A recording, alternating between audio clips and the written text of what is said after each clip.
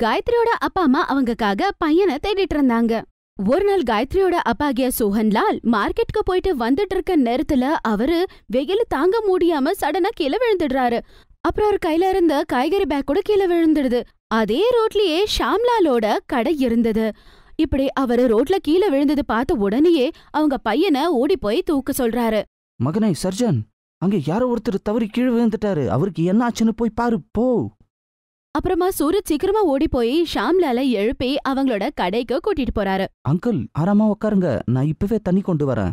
மகனே உனக்கு ரொம்ப ரொம்ப நன்றிப்பா. மகனே சூரஜ், பக்கத்துல இருக்கிற மனோஜ் டாக்டர் கிட்ட கூட்டிட்டு போ, ஒருவேளை பிபி ஜாஸ்தியா இருக்கலாம். ஆமா சார், நீங்க சரியா தான் சொல்றீங்க. காத்தால நான் மார்க்கெட் போகும்போது பிபி மாத்திரை போடுறதையே மறந்துட்டேன். அங்கிள் என்னோட வாங்க, பக்கத்துல தான் டாக்டர் கிளினிக் இருக்கு, நம்ம போயிட்டு வந்துடலாம்.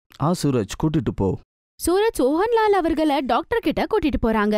சோஹன்லால் கீழே விழுந்தப்ப அவங்க கையில இருந்த போன் கூட கீழே விழுந்திருக்கும். அந்த நேரத்துல சூரஜ் அந்த மொபைல கையில வச்சிருப்பாரு. அதுக்கப்புறம் சோஹன்லாலோட போனுக்கு கால் வருது. டாக்டர் செக் பண்ணிட்டு இருக்காங்க, ஆனா அங்கிள் கால் வந்துட்டு இருக்கு, பாக்கலாம்.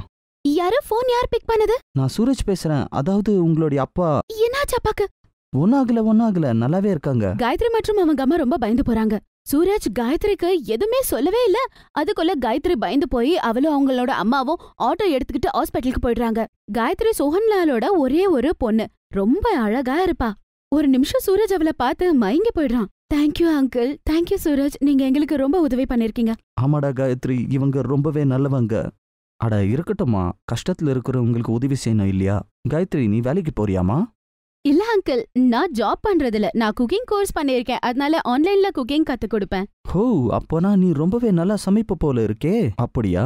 ஆமா சார், காயத்ரி ரொம்பவே நல்லா சமைப்பா. அவளுக்காக இப்போ ஒரு நல்ல பையன் கிடைப்பானான்னு பாத்துக்கிட்டு இருக்கோம்.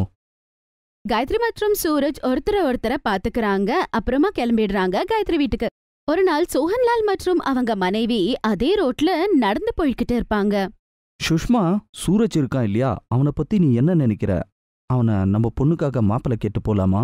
ஐயோ, எதுவும் தெரியாம எப்படிங்க அப்படி கேக்குறது? ஒருவேளை அந்த பையனுக்கு ஆல்ரெடி கல்யாணம் ஆயிருந்ததுன்னா? அட, நான் சுத்தி வலிச்சு பேசி விஷயத்த வாங்கிடுறேன், நீ ஒன்னும் கவலைப்படாத, சரியா?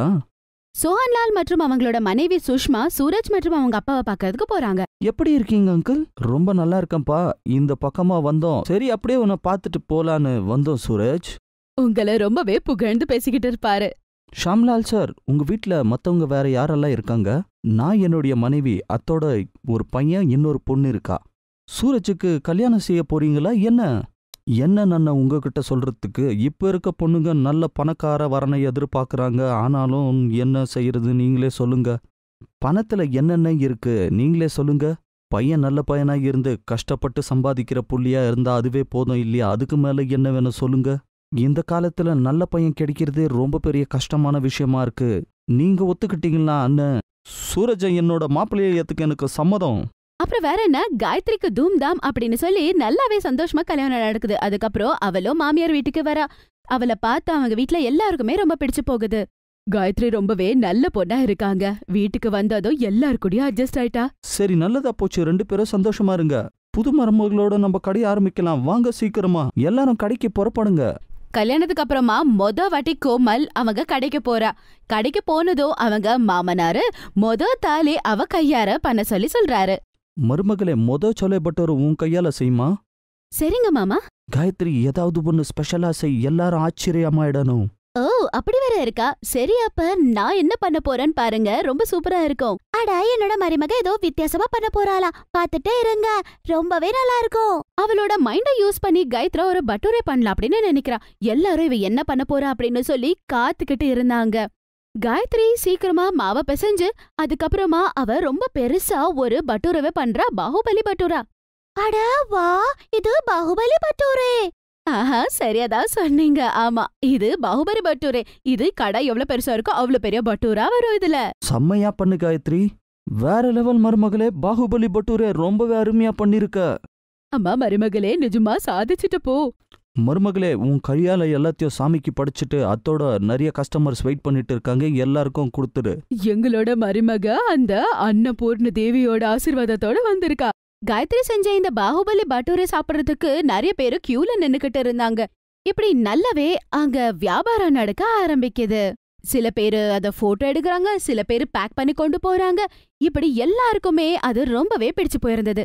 மருமகளே, உன்னால நம்ம கடைக்கு ஒரு புது பொலிவே வந்துருச்சு. அதுவும் இந்த மாதிரி ஒரு பட்டூரை யாரும் பார்த்திருக்கவே முடியாது. என்னோட மருமக இன்னைக்கு எல்லாமே ப்ரூவ் பண்ணிட்டா. அவ என்ன வேணாலும் சாதிக்கலாம். வீடு மட்டும் இல்ல, பிசினஸ் கூட ஒண்ணு. இப்போ நம்ம கடையோட பெரிய பாகுபலி பட்டூரேன்னு மாத்தி வைக்கணும் போல இருக்கே.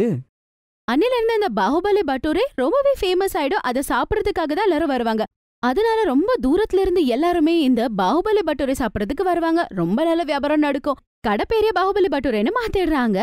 எப்படி காயத்ரி கஷ்டப்பட்டு வேலை பண்ணதால அவளோட பாகுபலி பட்டூரை மட்டும் ஃபேமஸ் ஆனதில்ல, அவங்க குடும்பம் கூட ரொம்பவே சந்தோஷமா இருப்பாங்க. காயத்ரி கஷ்டப்பட்டு வேலை பண்ணதால அவளோட வாழ்க்கையே மாறினது மட்டும் இல்லாம அவங்க குடும்பத்தாளுங்க ரொம்பவே சந்தோஷமா இருப்பாங்க அந்த கடவுளோட ஆசீர்வாதத்தால.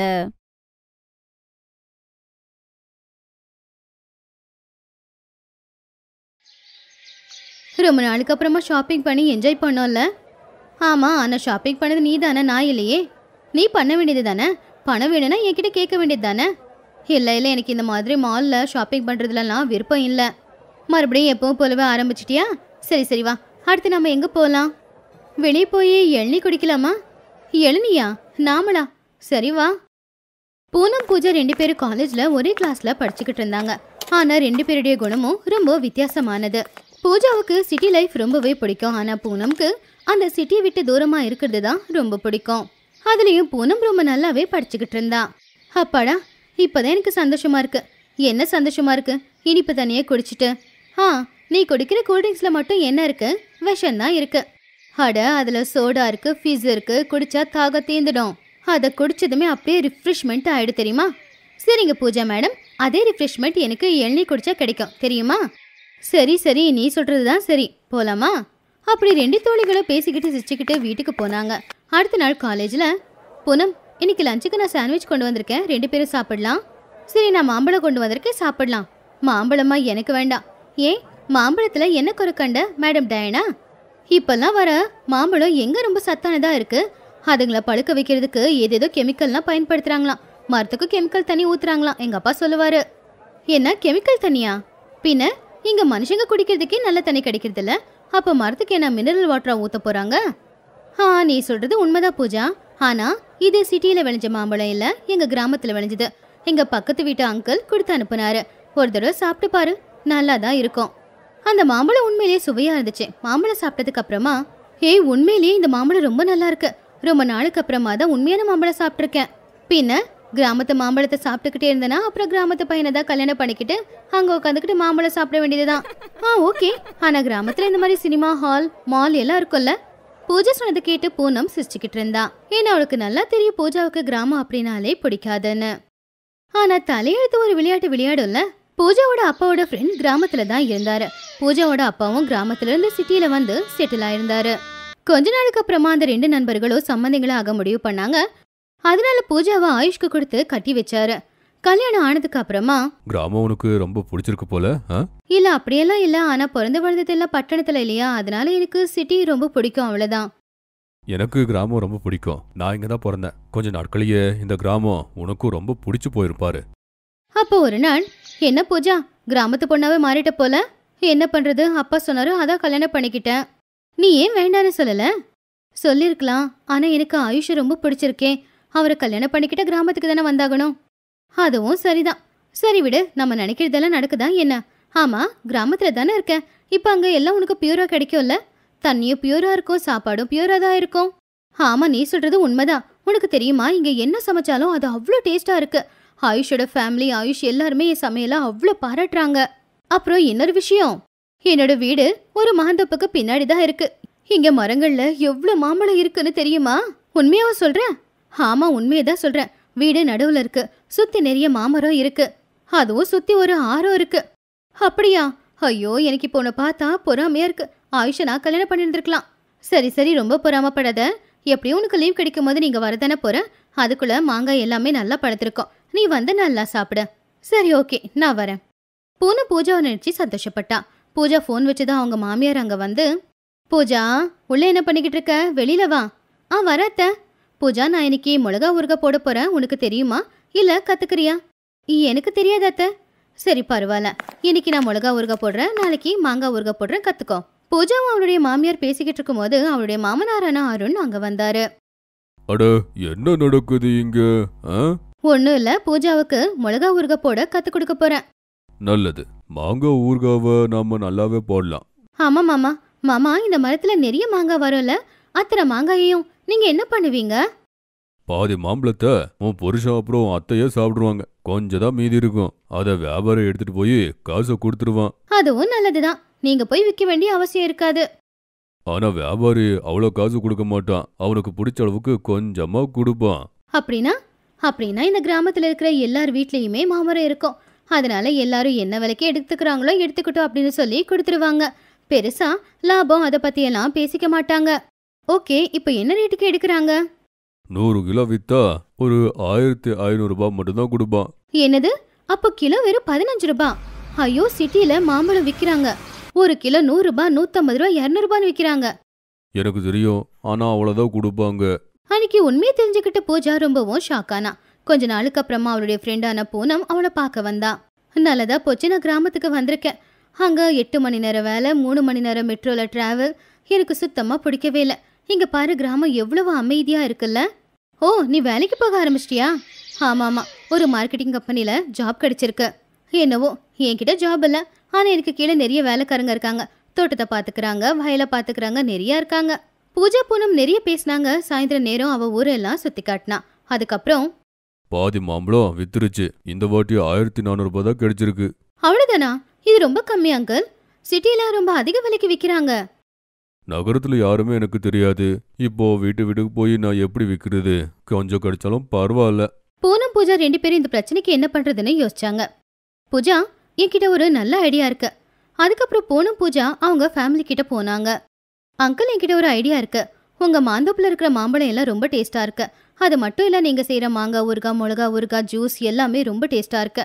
நான் பேசாம இது எல்லாத்தையும் மார்க்கெட்டிங் பண்ணலாம்னு நினைக்கிறேன். நீங்க கொஞ்சம் மனசு வச்சு ஒரு தடவை இன்வெஸ்ட் பண்ணா ரொம்ப நல்லா இருக்கும். நான் அதுக்கு தயாரா இருக்கேன். அப்படி பண்ணா கிராமத்துல இருக்கிற எல்லாருக்குமே பிரச்சனை இருக்காது. சிட்டியை சேர்ந்தவங்க இந்த ஆர்கானிக் மாம்பழத்தை ரொம்ப விரும்புவாங்க. நீங்களே பாப்பீங்க.